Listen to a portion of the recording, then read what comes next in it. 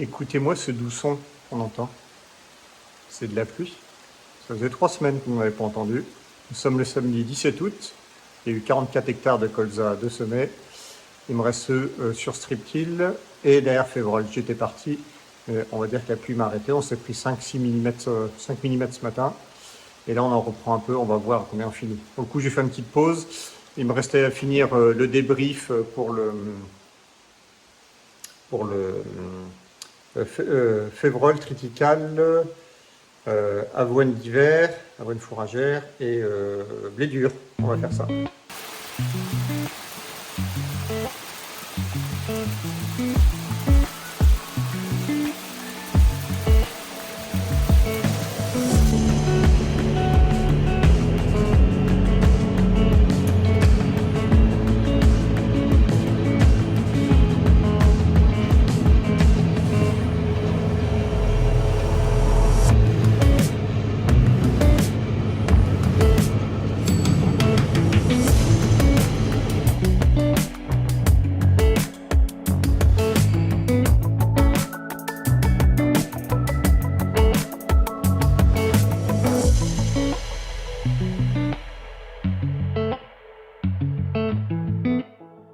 Allez, on va installer, on va commencer.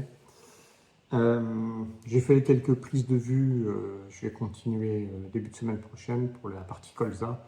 On fera une vidéo à part pour les semis de colza en direct et dans la même ou pas, ce monograine sur le striptil. Alors, on va parler de l'orge, du blé dur, du triticale.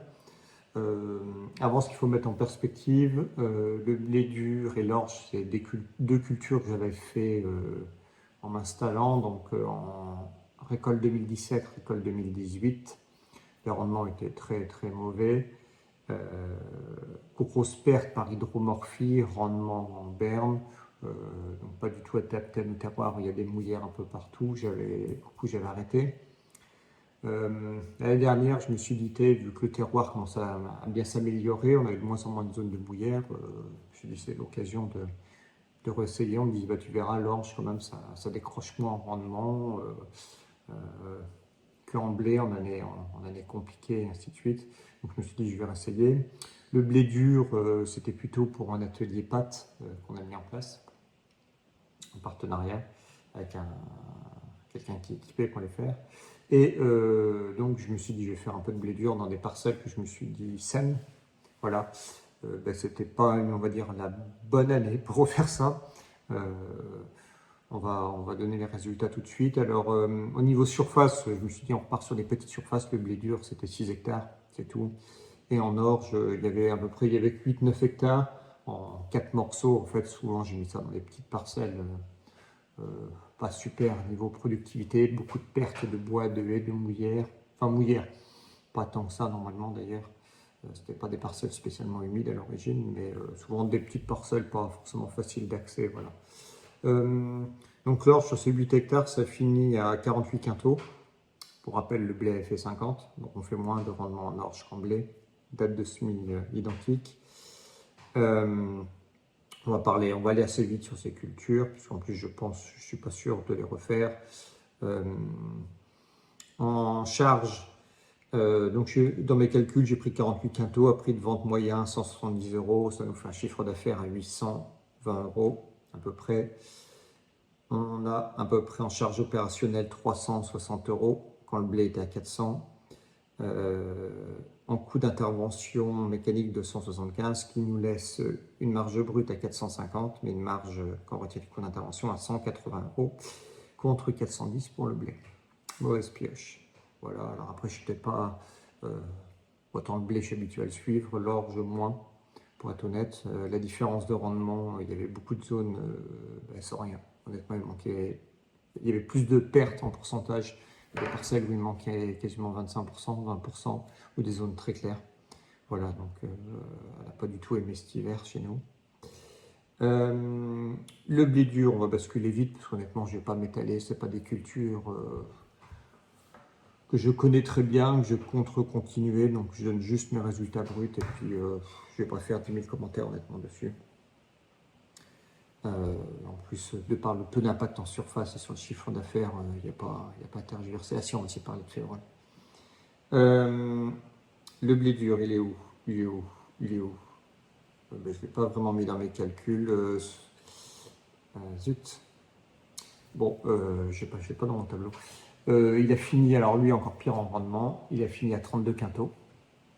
Même une parcelle, il y avait une parcelle qui manquait de la surface, d'autres non. Donc le rendement vraiment en berne. Beaucoup en charge légèrement supérieur au blé tendre. Le blé tendre qui était pour rappel à qu'est-ce que je vous ai dit, 400 € en charge opérationnelle. Là, on doit être encore supérieur. Donc là, à mon avis, on est plutôt en résultat, on est plutôt à la bulle. Voilà. En plus, ça fait moins de paille au sol.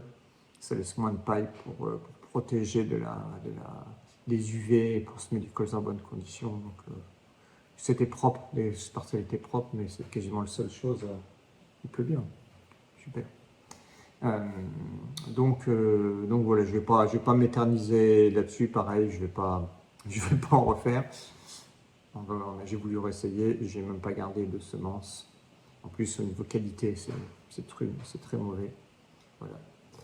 Triticale, je vais en parler un peu plus longuement. Les années précédentes, je faisais associer lupin ou févrole.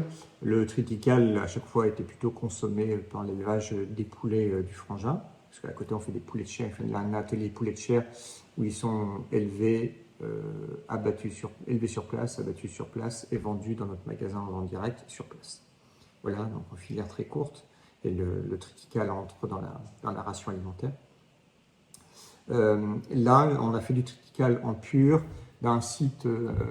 On a des terres qui sont dans tout autre endroit du département, 45 km, qui sont vraiment des terres qui, on peut appeler ça des terres à moutons, des sables froids hydromorphes, c'est-à-dire qu'en haut c'est très séchant, il y a un gros pourcentage de sable. La matière organique est très stable, limite unifère, de par l'hydromorphie, pas permanente mais très continue, les faibles températures. Donc le taux de matière organique est haut, mais pas utilisable. Et en dessous, c'est de la glaise imperméable, ça doit être drainé, il y a toujours des grosses pertes en pourcentage.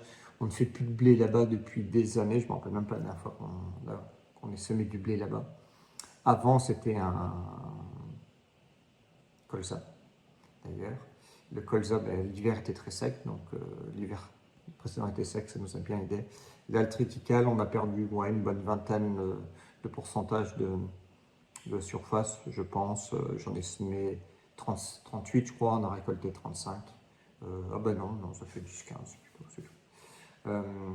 Donc là-bas, charge, donc je vous annonce le rendement moyen. Alors quand je prends le rendement moyen, je prends bien le tonnage divisé par la surface semée et non par la surface récoltée, parce que ça change la donne. Donc ça, c'est le vrai chiffre, puisque alors, même si tous les frais n'ont pas été faits sur les hectares manquants, sur les trous, j'y passais pas avec le pulvé honnêtement. Mais bon, j'ai comme fait le calcul comme ça. Ça fait 3 tonnes 7, enfin 37 quintaux, donc c'est vraiment pas haut. Mais je ne suis pas étonné par le terroir là-bas. Par contre, conduite très très light. Au niveau désherbage, foncerie, azote. Il y avait un seul désherbage sur le semis. Au moment où j'ai fait semis, désherbage plus glypho sur le semis au mois d'octobre. C'est la seule parcelle, seule culture qui avait été semée au mois d'octobre. Parce que là-bas, je savais que je n'y repasserais plus jamais. Ensuite, il y a eu 90 unités d'azote apportées en 2 fois. Un peu de késérite. Donc à chaque fois que j'y allais avec le pulvé là-bas l'hiver, je vous avoue que je serrais les fesses. Et après, il y a eu un fongi plus désherbage. J'ai tout mis dans la même ch'touille. ADFE, j'ai tout fait ensemble. Donc en engrais, on se retrouve à 115 € d'engrais quand un blé est à 200. En phyto, 81 € au lieu de 170 pour un blé. Coût d'intervention, 190 contre 290 pour un blé. Donc vous allez voir, en fait, je m'en tire mieux avec un triticale à 37 quintaux qu'une orge à 48, puisqu'on finit avec une marge brute à 450 € et une marge nette à 260 €. Voilà. Donc, ça ne fait pas des folies, hein, on est d'accord, mais c'est moins pire qu'une orge à 48 quintaux. Voilà. Là-bas, je pense y mettre une févrole, il n'y en a jamais eu. Ça accepte mieux l'hydromorphies que j'ai vu cette année. Donc, je vais tout semer. Donc, en fait, c'est un îlot qui fait 38 hectares, avec une forme un peu bizarre des étangs-milieux, ainsi de suite. Mais bon, quand j'y monte, je fais tout d'un coup. Je fais cette surface-là d'un coup. Donc, on va faire, je pense que je vais faire une févrole pour y mettre du Nirvana, parce qu'il y avait un antécédent un peu régras, du bio avant. Et puis on va faire un itinéraire technique assez économique, je pense, là-bas. Et en même temps, toucher l'aide légumineuse, et on aura largement assez de légumineuses. Voilà, le triticale, je vais refaire comme un peu pour la partie poulet. J'avais eu des belles surprises l'année précédente quand je l'associais lupin et févrole. On arrivait à faire du 35 quintaux sans azote avec un seul fongi, ce qui était tout à fait correct. 35 quintaux, plus et à côté, il y avait le tonnage févrole. L'année dernière, j'avais à peu près 35 quintaux de triticale, plus 17 quintaux de févrole. Il y avait un désherbage et un fongi. C'était pas mal, quoi. On va parler un peu plus longtemps je vais parler de la févrole pour le coup. En culture, ça faisait quelques années que j'en faisais plus. J'avais toujours des rendements assez mauvais, entre 15 et 20 quintaux. Je pense qu'il y avait le côté printemps très sec mais qui faisait chuter le rendement. Mais il y avait aussi une partie itinéraire technique aussi. Je les semais trop épais, je les suivais mal niveau fongi. Donc cette année, j'ai appris des collègues. Donc j'ai semé beaucoup plus clair, à 25 grains mètre carré, fin novembre. Et surtout, il y a eu un suivi fongi très régulier. Donc il y a eu 5 passages, mais très réguliers. Alors pas des grosses doses, hein. Quart, tiers, demi-dose, ça dépendait de la pression et de l'époque. Et l'année, bon, comme vous avez dû le voir dans votre entourage ou autre, et en plus, c'est tombé l'année où il fallait faire des févroles, puisqu'on a eu des rendements au-delà de l'espérance, on va dire, à partir du moment où elles étaient tenues saines. C'est-à-dire que si ça avait décroché un peu trop vite en maladie, ben, ça n'exprimait pas leur plein potentiel. Là, on les a tenues très vertes jusqu'au bout. Donc on a fait des rendements qu'on n'avait jamais fait. On finit à 49 quintaux en févrole. J'ai été le premier étonné. J'ai fait repeser la première bête, j'ai cru que le 4 de rendement, la batteuse avait un problème. Mais en fait, non. En engrais, j'ai compté 71 euros puisqu'il y a eu la kiésérite et c'est tout. Je suis peut-être un peu élevé, 71. J'ai peut-être dû mettre 200 kg de kiésérite, peut-être pour ça. Produits phyto de 120 euros, il y a eu le Nirvana S au semis et les fongies. Voilà, il n'y a pas eu d'autres désherbages. Coût d'intervention de 120 euros puisqu'il y a eu semis, pulvé, moisson. Voilà. J'ai pris un prix moyen de 320 euros. Alors, mettre un prix moyen, je vous expliquais, il y a la moitié qui sera autoconsommée. Le but, les 10 hectares devaient normalement correspondre. J'étais parti sur du 20-25 quintaux au mieux. Donc ça correspondait à peu près à l'autoconsommation annuelle pour les colzas et les couverts. Là, il y aura plus, donc on va en vendre. C'est trié propre, Big Bang, donc on va le prendre en vendre plus que 320, c'est plutôt du 400-450. Mais pour le calcul, j'ai pris du 320 euros de moyenne à 4 tonnes 9. Ça fait une marge brute à 1500 et une marge nette à 1300. Donc quand le colza, lui, était à 700. Mais parce que voilà, ça c'est que si on avait tout vendu, sachant que voilà, la moitié sera auto-consommée. Donc ça, c'était une belle surprise. Alors bon, il y a vraiment un côté année. Hein. Comme cette année, on n'a pas du tout manqué d'eau pour aucune culture, ce qui expliquait nos rendements corrects très bons en colza et moins pire que ce qu'on pensait en blé. Pour rappel, on fait plus que notre moyenne. Enfin, on est légèrement au-dessus de notre moyenne pluriannuelle en blé et en colza, on est à notre meilleure année. Donc comme nous d'habitude, c'est la réserve utile, le facteur limitant, cette année, ça l'a été beaucoup moins. Donc la févrole, pour le coup, on a pu voir le potentiel assez important. Dans les collègues, il y a eu quelques bonnes surprises d'ailleurs, où ils étaient dans ces rendements-là en févrole d'hiver, et au moins 2 où ils ont fait des févroles de printemps au même moment, qui elles dépassent les 60 quintaux. Ça c'est assez étonnant. Il y a un effet variété très, très, très marqué. Bon, je pense qu'on ne va pas s'éterniser plus que ça. Je réfléchis si j'ai d'autres choses à dire.